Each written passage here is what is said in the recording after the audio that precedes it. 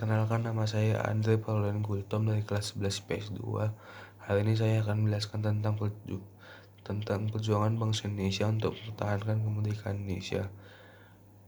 Bangsa Indonesia mempertahankan kemerdekaannya dengan dua cara, yaitu perjuangan bersenjata dan perjuangan diplomasi. Saya akan menjelaskan tentang peristiwa Bandung Lautan Api atau perjuangan bersenjata terlebih dahulu. Peristiwa Bandung Lautan Api ini terjadi diawali dengan daratnya pasukan sekutu di Bandung pada tanggal 17 Oktober 1945. Pada waktu itu para pemuda dan pejuang di Bandung sedang gencar-gencarnya berebut senjata dan kekuasaan dari tangan Jepang. Oleh sekutu, senjata dari hasil pelucut tentara Jepang supaya diserahkan kepadanya. Dan pada tanggal 21 November 1945, sekutu mengeluarkan ultimatum agar kota Bandung bagian utara dikosongkan oleh pihak Indonesia paling lambat 29 November 1945 dengan alasan untuk menjaga keamanan. Oleh pejuang, ultimatum tersebut tidak dihiraukan sehingga sejak saat itu sering terjadi insiden peperangan dengan pasukan-pasukan sekutu. Tentara sekutu dan Nica Belanda yang menguasai wilayah Bandung Utara memberikan ultimatum pada tanggal 23 Maret 1945 supaya Tentara Republik Indonesia atau TRI mundur sejauh 11 km dari pusat kota. Paling lambat tengah malam tanggal 24 Maret 1945, tuntutan itu disetujui oleh pemerintahan Republik Indonesia di Jakarta. Padahal markas besar di Yogyakarta telah memerintahkan TRI untuk mempertahankan setiap jengkal tanah Bandung.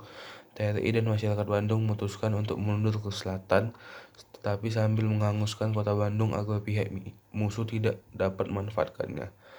Pada siang tanggal 24 Maret 1945, TRI dan masyarakat mulai menggosongkan Bandung Selatan dan mengungsi ke Bandung Kota. Pembakaran diawali pada pukul 21.00 di insiden Restoran di utara alun-alun. Para pejuang dan masyarakat membakari bangunan penting di sekitar jalan kereta api dari ujung Berung hingga Cimahi. Bersamaan dengan itu, TRI melakukan serangan ke daerah utara sebagai upacara pengunduran diri dari Bandung, yang diiringi kobaran api sepanjang 12 km dari timur ke barat. Bandung membara bak lautan api dan langit memerah, mengobarkan semangat juang. Tekad untuk merebut kembali Bandung muncul di dalam hati setiap pejuang. Sekarang saya akan menjelaskan tentang perjuangan diplomasi yang saya ambil dari Perjanjian Lingkaljati. Perjanjian Lingkaljati adalah perundingan antara Indonesia dan Belanda untuk membahas soal status kemerdekaan Indonesia.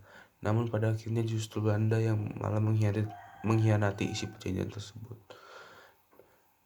Perundingan Lingkaljati terjadi karena Jepang menetapkan status quo di Indonesia yang menyebabkan terjadinya konflik antara Indonesia dengan Belanda, yang salah satunya adalah ditandai oleh peristiwa 10 November di Surabaya. Pemerintahan Inggris menjadi penanggung jawab mengundang Indonesia dan Belanda untuk melakukan perundingan di Hoge Veluwe. Namun perundingan tersebut gagal karena Indonesia meminta Belanda untuk mengakui kedaulatan atas Pulau Jawa, Sumatera, dan Madura. Tetapi Belanda hanya mau mengakui Indonesia atas Pulau Jawa dan Madura saja. Pada akhir Agustus 1946, pemerintahan Inggris mengirim Lord Killarney ke Indonesia dalam misi menyelesaikan perundingan antara Indonesia dengan Belanda. Lalu pada tanggal 7 Oktober 1946, di Konsultan Jenderal Inggris di Jakarta, dibuka perundingan antara Indonesia dan Belanda. Pada perundingan tersebut akhirnya menghasilkan persetujuan gencatan senjata pada 14 Oktober. Kemudian dilanjutkan dengan perundingan Lingkaljati yang terjadi pada tanggal 11 November 1946. Perundingan ini dipimpin oleh wakil Inggris bernama Lord Killarney. Pihak Indonesia diwakili oleh Perdana Menteri Sultan Syahrir, Muhammad Rum Susanto, Tito Pojo, dan Dr. E.K. Ghani. Sultan Syahrir sebagai ketuanya. Sementara delegasi Belanda diketahui oleh Dr. Haji van Mook. Tokoh-tokoh itulah yang menandatangani perjanjian Lingkaljati. Sedangkan dari Belanda yang menandatangani ialah Profesor Schock McHorn, Dr. Haji van Mook, dan Van Paul. Perjanjian Lingkaljati yang ditandatangani pada tanggal 25 Maret 1947 tersebut menghasilkan beberapa poin dan pasal, yaitu yang pertama, Belanda mengakui secara de facto wilayah Republik Indonesia meliputi Jawa, Sumatera, dan Madura. Belanda harus meninggalkan Republik Indonesia selambat-lambatnya pada tanggal 1 Januari 1949. Belanda dan Indonesia sepakat untuk membentuk negara Republik Indonesia Serikat atau RIS. RIS harus bergabung dengan negara-negara persemakmuran di bawah kerajaan Belanda.